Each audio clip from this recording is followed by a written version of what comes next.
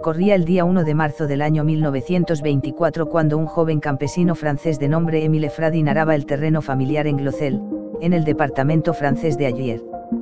Parecía un día como otro cualquiera hasta que el animal que le servía como animal de tracción se hundió sin motivo aparente. Fue entonces cuando el joven de tan solo 17 años hizo el gran descubrimiento, una tablilla con lo que parecía ser algún tipo extraño de lenguaje, 2 vasos de cerámica y un cráneo humano. Quizás todo habría quedado en una simple anécdota familiar si no hubiera sido por la intervención de Antonin Morlet, de profesión médico y apasionado de la arqueología que, tras conocer la historia, ofreció dinero y la seguridad de propiedad de lo hallado a los Fradin a cambio de adquirir el derecho a excavar en el lugar. Y lo consiguió.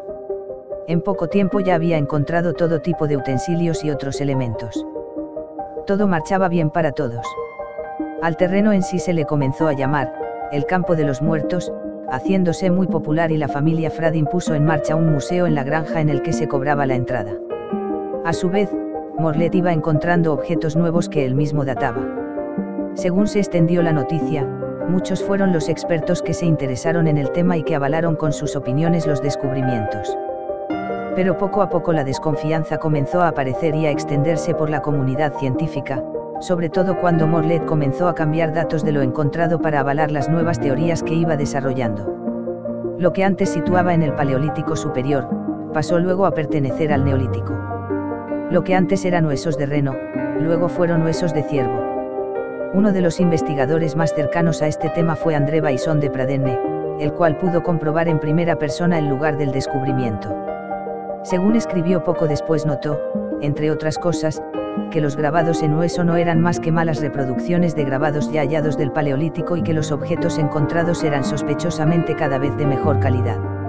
Entonces estalló el debate. En 1927 se celebró un congreso en Ámsterdam organizado por el Instituto Internacional de Antropología.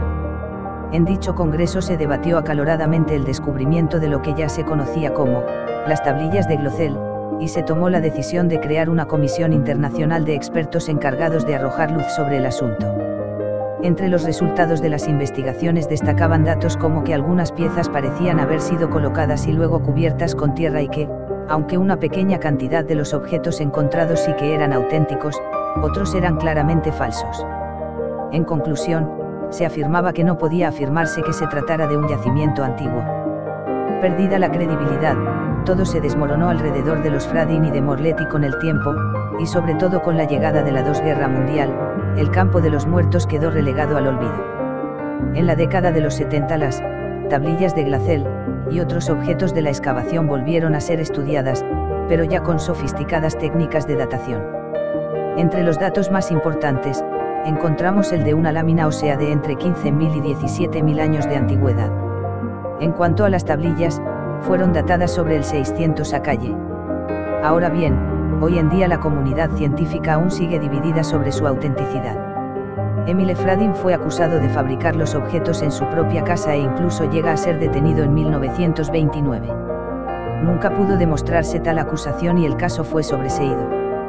Murió en 2010, con más de 100 años.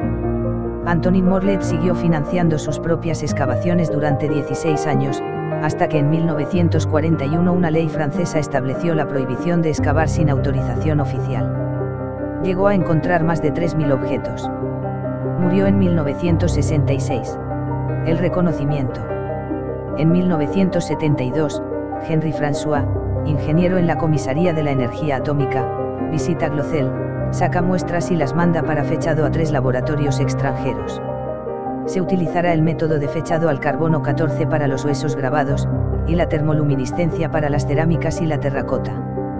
Para los 3 laboratorios independientes, los resultados son claros e irrebatibles. Glocel es muy antiguo.